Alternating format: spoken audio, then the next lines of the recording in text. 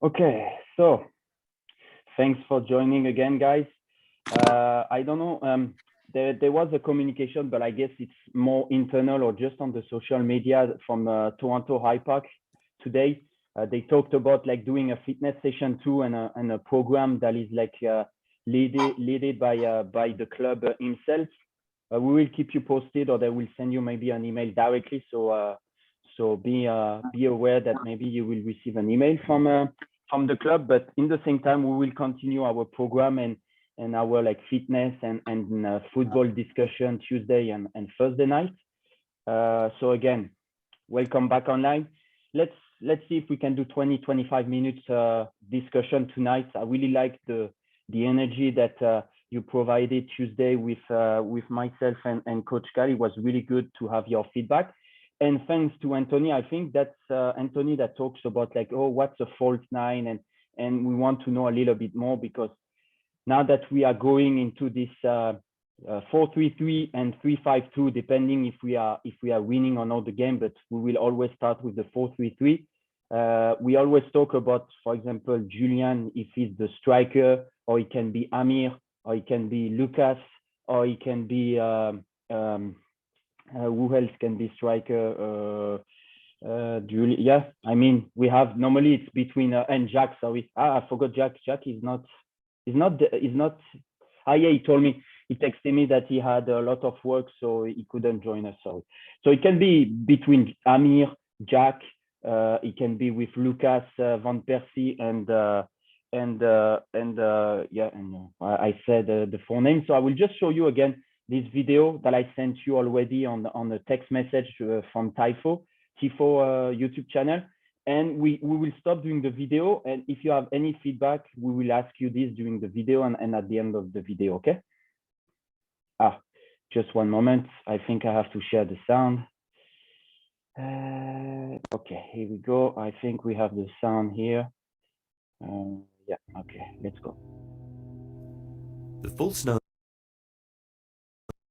is a deep-lying striker who drifts away from the centre-backs into a danger area between the lines, creating uncertainty in the defence about whether to track or stay. While the term was popularised by Pep Guardiola's use of Lionel Messi in the role with Barcelona and Cesc Fabregas's similar function for Spain at Euro 2012, the idea that a striker can cause havoc between the lines was popularised by the so-called Danube school in the 1930s and was also used by the magical Magyars of the 1950s. Hey. Traditionally, the number 9 has always been football's centre-forward. Numbers originated with 2 games in 1928 when Sheffield Wednesday played Arsenal and Chelsea played Swansea Town.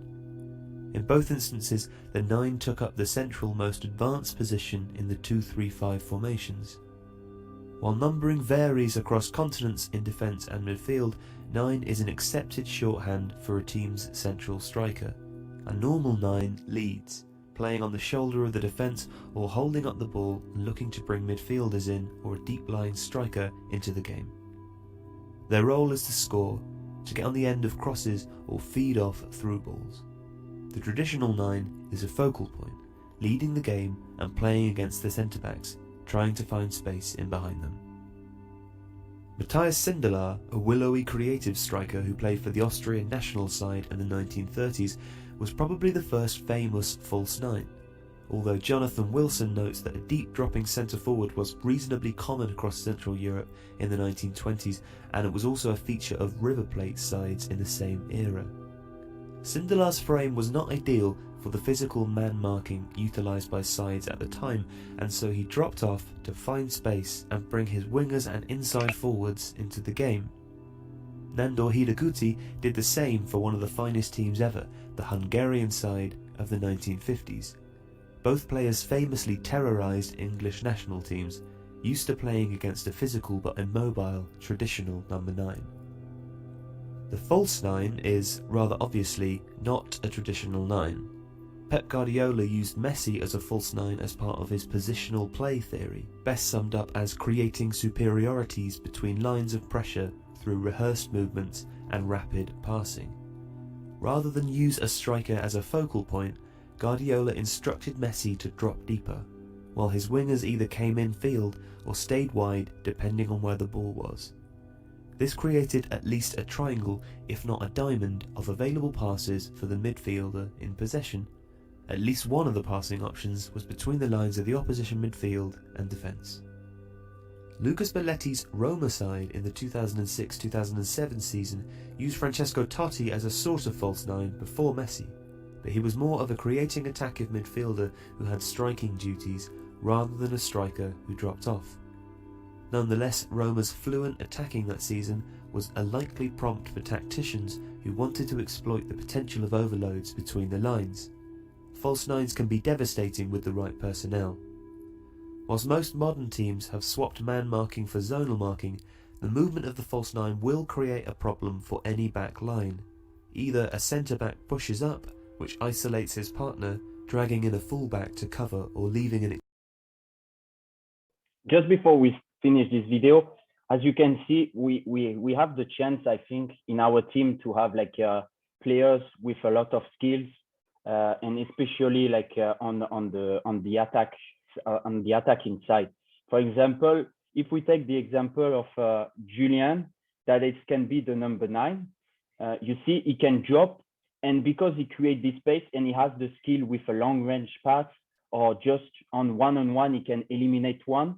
It can be really easy to eliminate this player. And after, for example, Amir, or the contrary, Amir is the number 9 and Julian is on the left side, and for example, Jack on the right side, or Lucas, whatever we have. It's really, if we have in one sentence to describe the false number 9, it's a player that wants to create opportunity, to create space for the other players on the striking line. So that's the reason why he will come back a little bit. He will drop, as you can see on this on the screen on the right side, and he can create this space for the other player that they are playing maybe on the wings, or in the same time he can try to eliminate this player in one-on-one. And that's the key part of the false 9. I can finish the video, but do you have any feedback or any question, especially the strikers or even the defensive side? Because we talked about the false 9 because Anthony, I think you wanted to have a little bit more information about it. I know Julian is on the line again. He texted me. Any feedback from Julian, Amir, Lucas? Jack is not there, but even Kian or the others. Julian? I mean, yeah. I think one thing like we should start doing is like if we do run a false 9 and like the false 9 he starts like coming back right to support the mids, then our wingers, what they can do is they can, like, instead of making runs down the wing, they can make like diagonal runs on the inside kind of to replace the striker, and also so like they can adapt to more balls like down the center and just like make diagonal runs. But I mean, you can see this you see the like you mentioned just now, I mean, like the wingers and even the midfielders, they are trying again, they are playing again this triangle and diamond circle, you know, as you can see on this draw. It's what we are trying to achieve if we play with a false 9. We don't have to do it again and every game, but sometimes if we see that they have a big line, you know, that they are really compact, specifically like a low block, that they don't move, and we are trying to attract them, so we can find like a long range pass or even just like a deep pass. That's the type of strategy that we can have with a false 9, because we have the players with the skills to eliminate or just to do a long range pass. So that's really something that we want to do. Yeah, Amir. Any other feedback, Julian? Now that we, Kian, go ahead. You raise your hand. Oh, yeah. So I think in like the last previous games, like the biggest problem was that we couldn't really have the ball from like our half like into their half. So I think if we have like the false 9, then he could like act just as making like the through balls and like the long balls to like the wingers, like the other players that are pushing up. Because I think that was one of the main problems that we had in the previous games. Yeah. We talked about it Tuesday. You watched the on-demand webinar, you told me, and yeah, I saw it even the Whitby game. I watched the game, and yeah, I saw like it was like there was like the defense the attack, and the midfielders, they were like one time just with the defense or one time with the attacking side, but there was a gap between the two lines. There wasn't a connection. So that's something we really have to work on. And for sure it will help if sometimes the 9 can drop a little bit to help the 3 midfielders. But yeah, no, good feedback here. Anybody else? Especially I would like to have Julian, because we don't have Jack. Julian, now your microphone is working. Julian. Julian. There's no Wi-Fi in Italy. Yeah. The bag is next to him, and I think it's like cutting the connection, Julian. When I see you again, you will do some push-up. I'm telling you. Coach, just write it down. What I wanted to mention was actually back. They talk about the team, the Magic Magyars. That's the Hungarian team in the 50s, which went to this World Cup final a couple of times. The number 9 actually wore number 9. Everybody wore their number. And what was crazy is the center defender then, he was like, okay, that's my guy. That's the center forward. He's always going to be trying to score. And then when this guy, Nandor Hidekuti, that was his name, he dropped back into that false 9 role. He wreaked havoc because these guys were like so confused. Wait a second, what's the number 9 doing further back on the pitch? And then he drew the man out. And then then it was easy to distribute. So it was interesting that all these numbers we talk about, the guys actually wore those numbers when they came onto the pitch. The starters did. Julian is texting me. He has an issue with his microphone. He's trying to talk, but it doesn't work. Ask to unmute. Let me see, Julian, now. I ask you to unmute. Maybe it's working. Otherwise, it's fine. I mean, another player, Declan, any feedback? Because I know that the last game and you playing more on the attacking side. Any feedback on your side, Declan, for this? I mean, yeah, not really. I agree. I kind of understand. Like I see like we kind of need that on attack a lot. Like I can imagine myself doing that sometimes, although I don't usually play that quite that high up, but it would still like affect me. And yeah, I understand.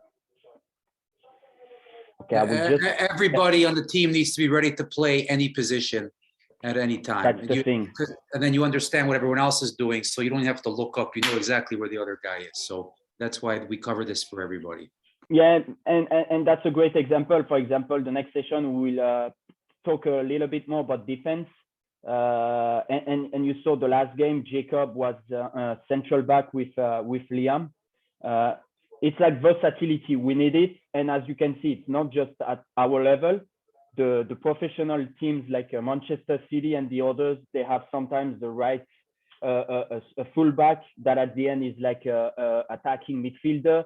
So it's really like I would say the trend, and more than any case in our type of category, because sometimes we have a defender that can't come, is injured or is sick, and we don't have too many defenders this year. We don't have Takumi and Alex C. So we really have to figure it out. On the attacking side, we have plenty of players, but on the defensive side, it's a little bit more tricky. So yeah, let me just finish the video and we can talk again. Or anybody else has feedback or good to go? No? Okay. Roma's fluent attacking that season was for zonal marking. The movement of the false 9 will create a problem for any back line.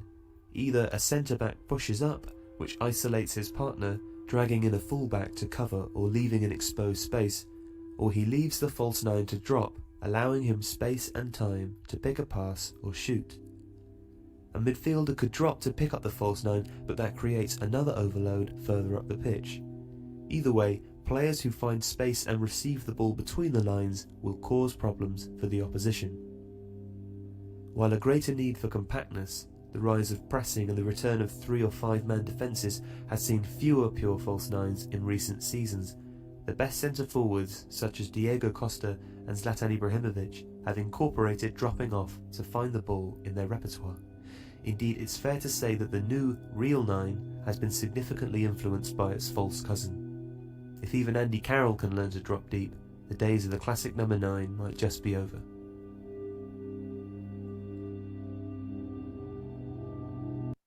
Okay.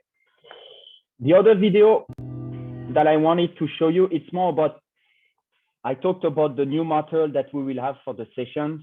I talked about this blaze pod, that it's like a pod with colors. And so we will work a lot about scanning. We already work, you know, this exercise that I did with you guys with a cone that was really manual. Like I raise a cone and I ask you which color is it. It wasn't just for fun or just to be like, hey, I'm trying something new and look at what we are doing here. It's really because even during a game when I'm telling you heads up, it's because normally before you receive the ball, you should know what to do, because the game, if you watch our game, the link or the YouTube channel that I post every game, you can see that sometimes we have the time, we receive a ball, but we are in the stress and we just kick the ball out without any reason. I took an example, the game of Whitby, I watched it and I don't remember the player, we don't care. We receive the ball, our player is alone. Instead of knowing that he's alone, so scanning before he's receiving the ball, he received the ball, he was in stress and just shoot the ball into the other line. He just shoot the ball to the opponent. He had the time to control the ball. He had the time to take the ball. Left, right, I'm alone, I can advance, I can move on, I can go forward, or I can do a pass to one of my teammates. No, the ball, he was in stress, shoot the ball, and we lost an occasion. So just a quick video, 4-5 minutes, just some example of professional player, but something that we will do when we are back on the field with the blaze pod and some scanning exercise, okay? So I will just put the video. There is no sound, but just watch how they are playing, and we will talk about it at the end of the video, asking you for feedback. You see, before receiving the ball, he already knows, he already scanned before. So he knows he's alone, so he can control it and be on the direction, be in the right direction. Position your body. I will just stop it here. When I talk during a game, I'm always telling you, open shoulders, open your shoulders. What it means, because sometimes I'm saying something to you and maybe that you don't know, and you have to tell me what is it. Don't be always aware that you can ask me if you don't know what I'm saying, or you don't know this vocabulary, just ask me. But when we say open shoulders, open body, is that your shoulders, you can see both sides, your goalkeeper and almost the other goalkeeper, and that's, you can see this player, this position, it's open body, he can see both sides. So he's positioning his body in relation to the surrounding, so he already knows that he has space, he has the time to control it with the open body. And like they are saying, if the opponent is close, protect the ball. This is something specific to Anthony, to Liam and the defense. Sometimes we have the ball, but we have our body in facing the opponent. Don't face the opponent when you are receiving the ball, because you will lose it directly in front of the goalkeeper. And you will see in the video, a defender of Barcelona, when he's receiving the ball, he's protecting the ball with his shoulder. So you will see, I'm just telling you now, I will leave the video and we talk a little bit later on.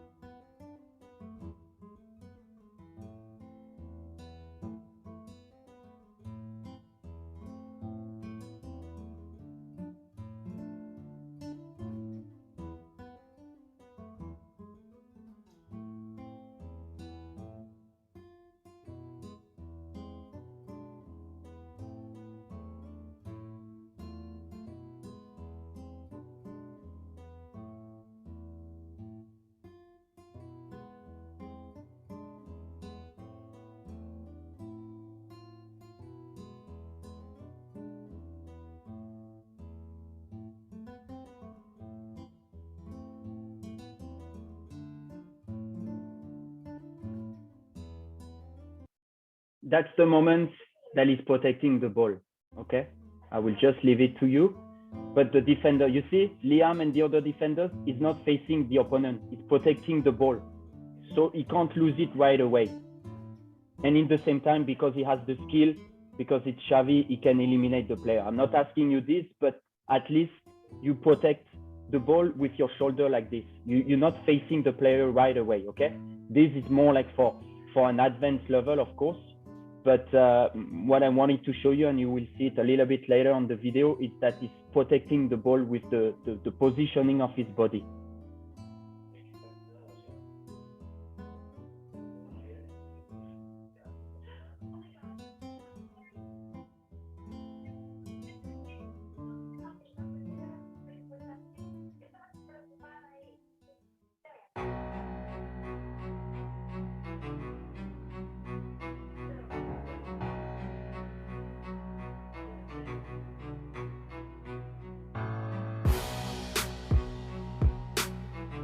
That's the back foot. That's something I will explain you when we're on the field, if you don't know. So this is, or you can check on internet. I will not explain it to you now because it's really complicated without being on the field. You can check online what's a back foot in soccer, but this is something I will show you on the practice on the field.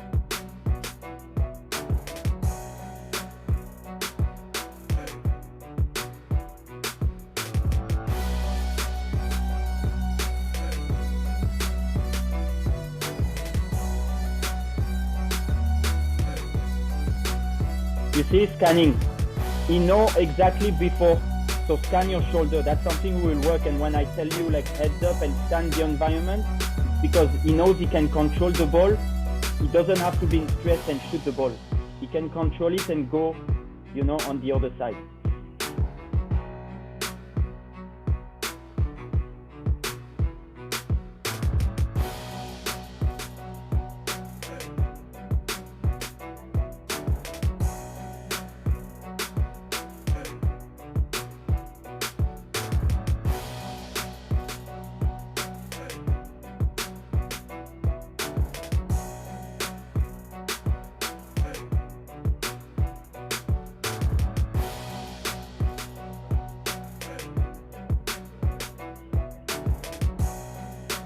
That's a really important point, this one. Screen on the move.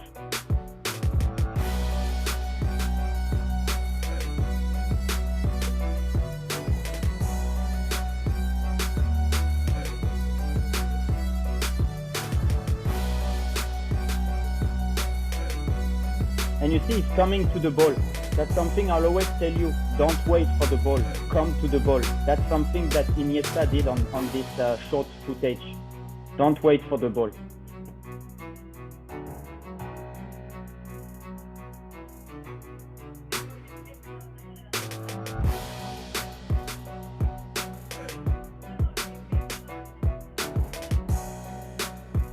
That's something really specific for the defense, okay? Use always your shoulder.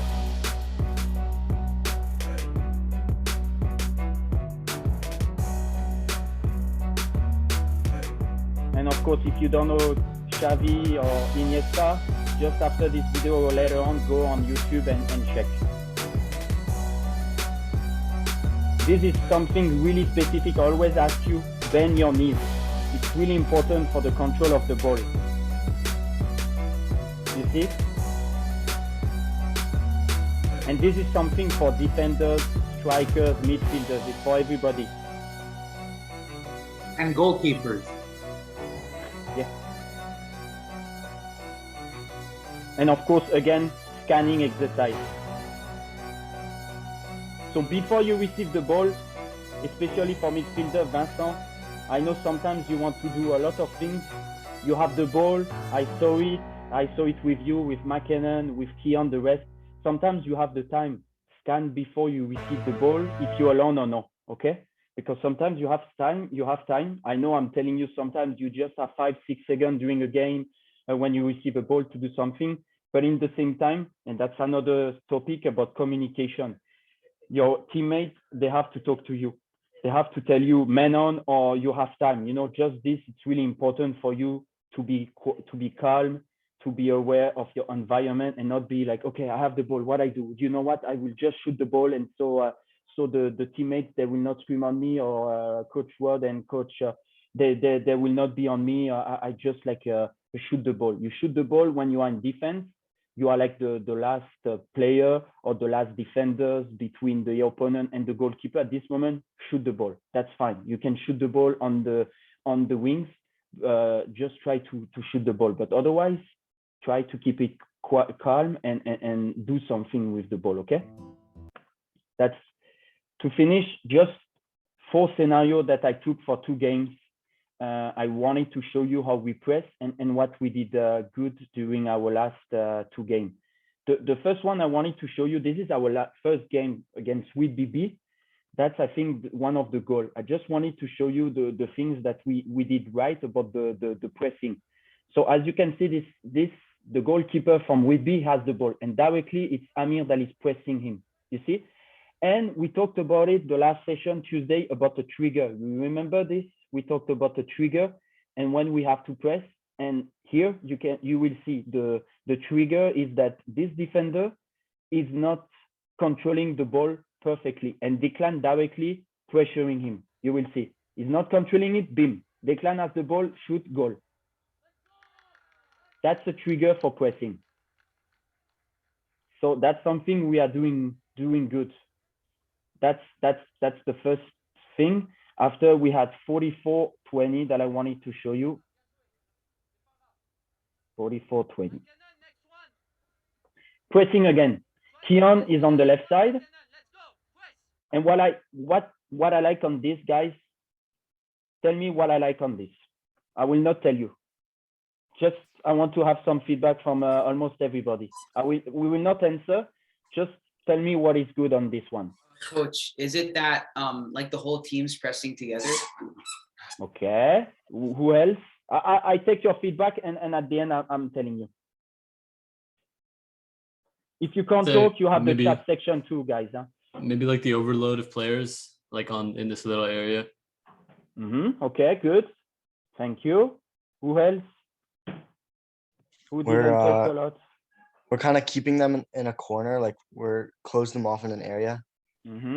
Yeah, good. Keon doesn't just dive in. He like waits for a bit and then presses and then backs off a little. I guess like he takes his time with it. Who else, guys? 2 or 3 others. Liam. We Alex, are very well Jacob. positioned. Like I feel like everybody's in a good position to like take the ball. So in case they do a pass, we can easily just bounce on them. Yeah. Okay. Who else? So I was gonna say something like that. But like so I think that's like Alex or someone. Like we're all blocking like a passing lane. So I think the ball goes to like the other defender, like the keeper. But like we're in a position that we can like easily press moving forward. Yeah. Anybody else? Declan? Alex? Well, I mean, everyone's like heading, like everyone looks like they're like going forward and like ready to get the ball. Like everyone looks focused more. Like everyone's looking at the ball. Yeah. So to conclude, first we have a compact group. You can see everybody is on his position. There is no gap between the attacking side, the attacking line, the midfielders. Everybody is on one line. And the second thing is what everybody mentioned. We have Keon that is pressing the first one, and you will see, I think it's McKinnon, the second one that will press the second one. As I mentioned Tuesday, guys, when we are pressing, and that's the exercise that we did, and we will always do now, the 10 against 5, maybe we will do a 10 against 4, 10 against 6, is that when you press as a group. Because the video I showed you Tuesday, if just one player is doing this, it's useless. And secondly, he will not have energy. He will do it 1 time, 2 times, and at the 3rd time, he will be like, you know what? I'm tired first. Secondly, it doesn't work. So this, you can see, boom, pressing. McKinnon took it, and we took back the ball. Julian tried after. It's deflected, but we try. You see, that's perfect. That's what we want to see. And even after, you can see Declan is back to pressing the other player. Well, it's not so great after because the defense, it's a little bit like late. But that's the thing. When we lose the ball, we took back this ball directly. The other example that I wanted to show you, it's 13-40. Let me see. So it's attacking side. So with BB, they will take the ball. That's something that I wanted to show you guys. That's something that is good. You see, we are not in stress. I think it's Andrew or Liam. I think it's Andrew or Liam. Central back. Let me see. So we are attacking with BB. They take the ball. They shoot the ball. I think it's Andrew. Yeah, it's Andrew on the here. He's not stressing. You see, he's taking the ball, control, give it back to Connor, and Connor after will play, I think, on the left side. He didn't shoot the ball like he was stressed. And you see, boom, we take back the ball and we continue. After we lose the ball, but that's good. We took it back with Vincent. And after, I think it's Amir or Lucas. That's really good. We are not in stress, maybe because Lucas or William talked to Andrew and said, you have time, you can play. So that's maybe another point. So that's good. And the last video I wanted to show you, it's the last game we had, unfortunately, against Whitby. We will not, we will just be focused on the good thing in this game. Many things happened during this game. I wasn't there, so that's on me, and that's okay. We will work on it. So I like, first of all, what I like is that on this one, like Declan is fearless. I always ask you to do a good header, and directly he went. You see, like first good, and after on this, directly Declan went, beam. He shoot the ball. That's something, guys, that we have to work on, because you see this one, we were not organized. I think it's Lucas, it's Liam. Liam always open body. That's what I said, guys. The video we just saw before with Iniesta, open shoulders. You can see both sides. This one, you were just facing the, you're facing the opponent. You're not like open shoulders, like ready to run in the back. So that's the reason why when you shoot the ball, and be careful, this will happen a lot. It's already happening a lot. And during this game, if you didn't watch the game, you will see the other team, what they did during the whole game. They took the ball and they shoot the ball in front of our goalkeeper with Jad. And that's something, be careful. You have to be open shoulders and be ready to run in your back. And these 2 seconds that you are late, you can see we are in stress. You see, you are late. Of course, after it's fine because Jacob took it back and passed it to Jad. But at the end, we lost the ball for something that normally shouldn't happen. If we take back the ball, give it to Jad, and we play and we build from the back on the wings, from the wings. So be careful on that. We had good things. We did good things too. It didn't work for this game, but I know that we will work a lot, and it will happen. Another thing, guys, after this session, after tonight, we will send you the on-demand webinar if you want to watch again this webinar. Of course, you can find all the games we had this season on my YouTube channel. You can find it. We can pull it on the email too. We will send you a player survey. I just want you to. We will send you this survey. I just want you to do like an auto evaluation. Okay, what do you think you have to improve? Your strengths, your goals, your objective. What do you think of the current season? So Coach Cal will send you an email after with all the information, but please try to respond by the end of this week, okay? So take the time. You have 3 days to answer this survey that we will send you after this on-demand webinar, okay? Yeah, and this the survey will kind of serve as, Rod will look at it and I'll look at it, but basically it'll serve as a mid-season report, because then Rod will have a conversation with each of you guys at some point, and to talk about things to improve on and things that are going well, etc. So so as a reminder, guys, effective teamwork begins and ends with communication. Since I joined the club, I always told you communication. This is not an individual sport. You have to talk. You have to be nice with your teammates, encourage them and everything. Okay, it's we are not playing tennis. We are not playing curling, or curling. It's a game of 2 and 3 people with like a stick. But yeah, any feedback, guys? What what did you learn today? As the final conclusion, what did you learn? If you had one word, one sentence for this second on-demand webinar, guys. Not everybody in the same time. They're already sleeping. They switch off the webcam. They're already playing video games. I know. Guys, any feedback? Yeah, I have one thing. So with the video, the clip that like you showed, like I never actually thought that we pressed, I guess, like that well, like as a group. Like when you're like in the moment, you kind of you're pressing like as a team, but when you yeah, so when you look at it from like another angle, you can really see that we're actually being relatively compact, and we did well to win the ball back with like the Deccan goal, for example. And yeah, just something that like I didn't really remember. We actually did like a good job doing. No, we did great thing. I'm telling you, and I already talked about it with you guys Tuesday. We have a pretty great group with skills.